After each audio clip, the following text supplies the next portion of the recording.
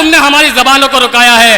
अगर हम बोलने पर आए तो तुम्हारे कानों से खून निकाल देंगे। ये समाजवादी के लोग, ये बहुजन के लोग, ये कांग्रेस के लोग समझते हैं कि हमारे मुंह में जबान नहीं है। अरे इतना बोलेंगे कि रात को शुरू करेंगे तो सुबह रुकेंगे, और सुबह शुरू करेंगे तो शाम रुकेंगे मेरे भाई।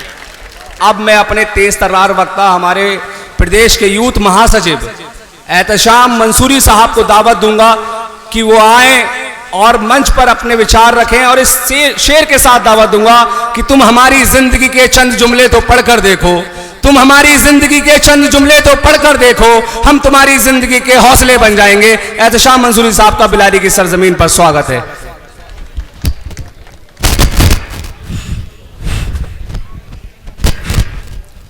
औज़ु बिल्लाहि मिनश शैतानिर रजीम, बिस्मिल्लाहिर रहमानिर रहीम। शहनशीन पर तशरीफ़ फरमा उत्तर प्रदेश के मुख्य महासचिव, उत्तर प्रदेश के प्रवक्ता बड़े भाई एडवोकेट शमीम नेतृक साहब, शहनशीन पर तशरीफ़ फरमा पश्चिम उत्तर प्रदेश के अध्यक्ष जनाब डॉक्टर मेहताब चौहान साहब, शहनशीन पर तशरीफ़ फरमा संभल से चलकर आए पूर्व प्रत्याशी जनाब मुशीर खां तरीन साहब, शहनशीन पर तशरीफ़ फरमा संगठन महासचिव जनाब हाफिज़ वारिस साहब, और कुंदर की पूर्व प्रत्याशी। और देखिए पूरा मंच जो है वो गचागच भरा हुआ है, और आज हमें इस बात का बड़ा सुकून मिला और बड़ी खुशी हुई कि मजलिस इत्तेहादुल मुस्लिमीन के लिए जब मैं पहली बार इस बिलारी के अंदर आया था तो मैंने गुड्डू भाई की फैक्ट्री में इसी जगह बैठकर, या दूसरा कोई ऑफिस था वहाँ बैठकर मैंने बात की थी, और मैंने कहा था कि गुड्डू भाई मजलिस इत्तेहादुल मुस्लिमीन कोई पार्टी नहीं है, बल्कि ये हिंदुस्तान के अंदर एक जनसैलाब है।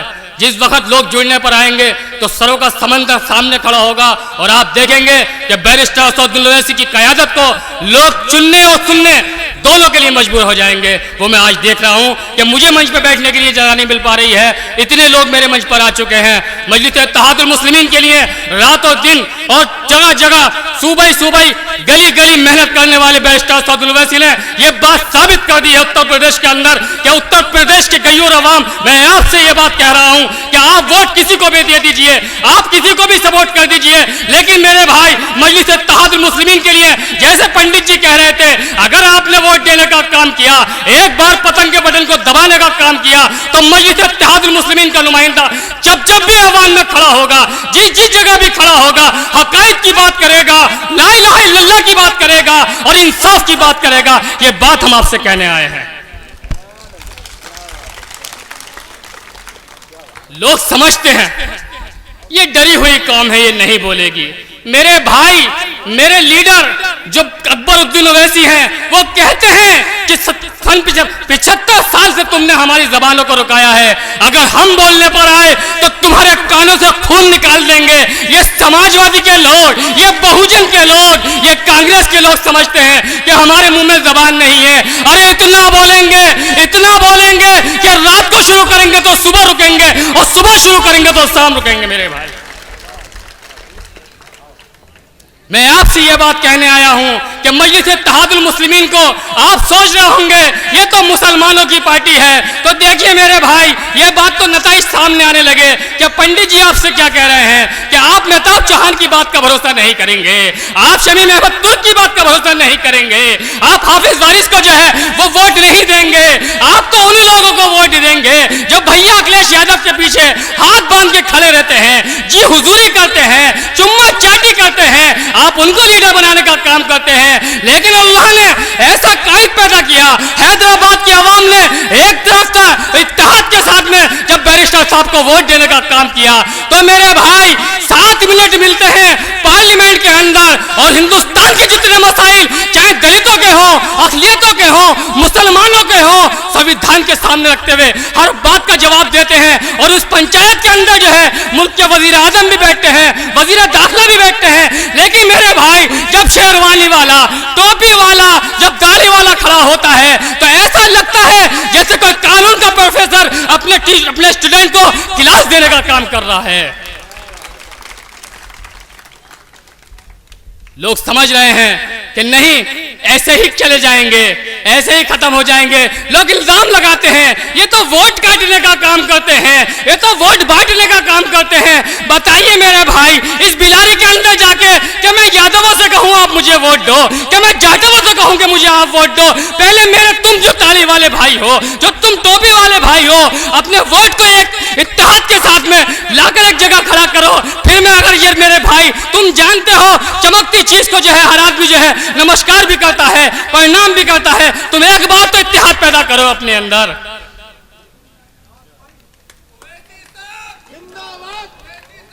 बहुत देखिए, एक बात समझ लीजिए, मैं इसलिए जोर से नहीं बोल रहा कि आप लोग जोश में आ जाएं।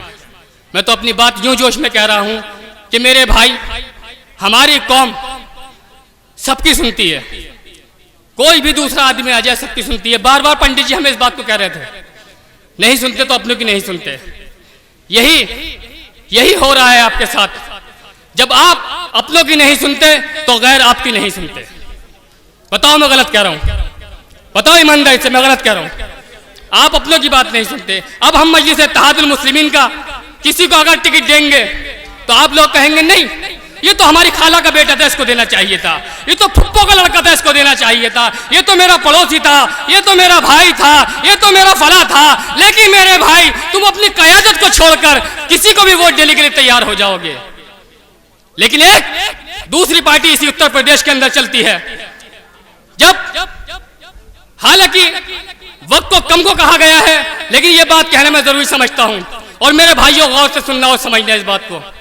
जब कोई यादव समाज की बहन बेटी बहू अपने बच्चों को तैयार करती है सुबह में स्कूल के लिए, जब वो उसके जूते बांधती है, जब वो उसकी टाई बांधती है, तो मेरे भाई उसके दिल दिमाग में एक सपना होता है कि ये कल बड़ा होके आईएएस बनेगा, आईपीएस बनेगा, डॉक्टर बनेगा, इंजीनियर बनेगा।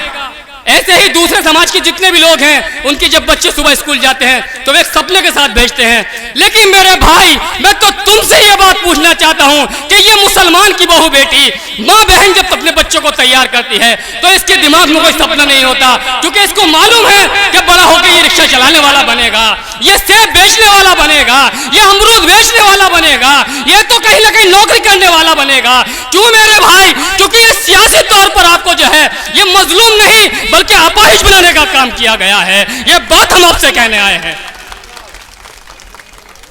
मैं आपसे पीछे वालों से पूछना चाहता हूं कि मेरी आवाज आ रही है?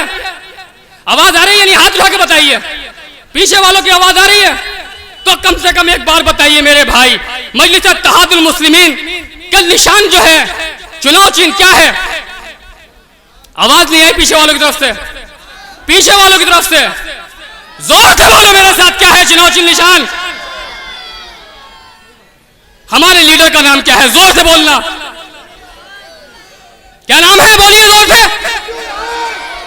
हमारे लीडर का नाम है बैरिस्टर असद ओवैसी। क्या नाम है?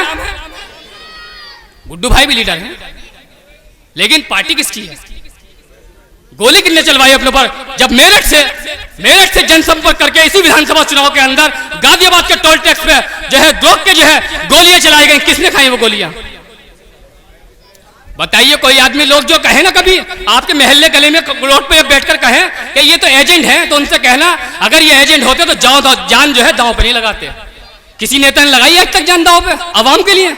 लेकिन हमारे नेता लगा रहे हैं। अकबर साहब के ऊपर भी हमले हुए हैं, असद साहब के ऊपर भी हमले हुए हैं। ये क़यादत की पहचान है। तो मेरे भाई, मजलिस इत्तेहादुल मुस्लिमीन का सिर्फ आपसे अदबन गुजारिश यह है कि मेरे साथ आपको जो है दोनों हाथ एक बार खड़े करने हैं और एक जोरदार नारा लगाना है, जिसमें आपको पीछे तक वालों को जो है पूरी ताकत के साथ में, पूरी आवाज के साथ में इस नारे को लगाना है। उठाइए हाथ दोनों, उठाइए दोनों हाथ, कहिए नारे तकबीर, नारे तकबीर, नारे तकबीर। ऑल इंडिया मजलिस इत्तेहादुल मुस्लिमीन, ऑल इंडिया मजलिस इत्तेहादुल मुस्लिमीन, बैरिस्टर असद ओवैसी, बैरिस्टर असद ओवैसी, शौकत अली साहब, शौकत अली साहब, मेहताब चौहान साहब, गुड्डू भाई और आप सब। अस्सलाम वालेकुम व रहमतुल्लाहि व बरकातुहू।